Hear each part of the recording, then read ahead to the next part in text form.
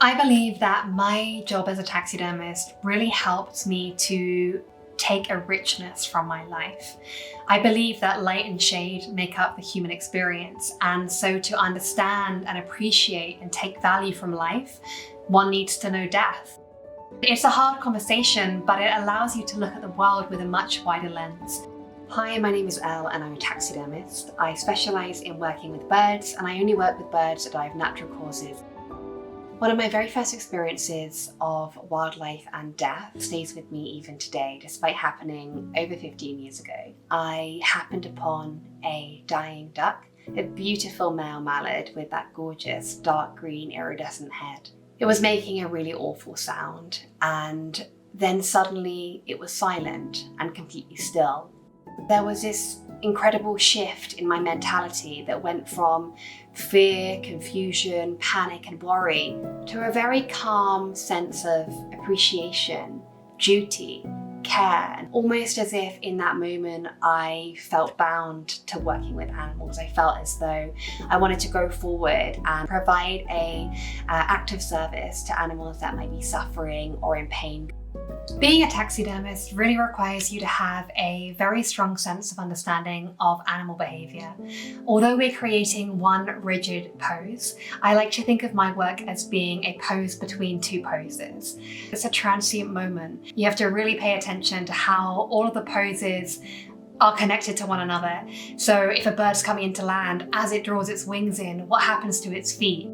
The best taxidermy, in my opinion, has that feeling that the bird is about to move, the specimen is about to blink. Being a taxidermist is definitely a craft that raises eyebrows, and I think that has a lot to do with stereotypes about what a taxidermist should look like.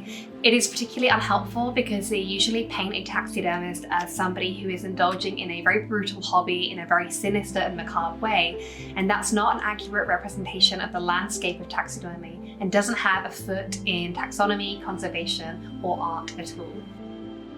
I have experienced regular misogyny and comments on my appearance, comments on my background, my ethnicity, and my religion, which in my opinion are completely unrelated to the work. I hope my work speaks on merit and not a reflection of what I look like or what I should look like. In truth, it wasn't until fairly recently that I finally found the confidence to be vocal about my love for the natural world.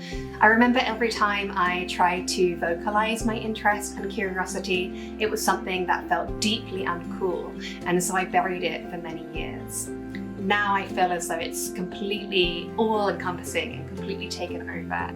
As a taxidermist, you're able to see things and the harmonies of the world and allow yourself to draw on the richness of understanding the entire ecosystem as a whole and not just individual components. You see how everything is connected. You see how a small bird might be pretty and beautiful to look at, but how it helps to pollinate flowers because the pollen spores stick to its feathers, or how a Eurasian jay will bury an acorn which will ultimately grow a tree.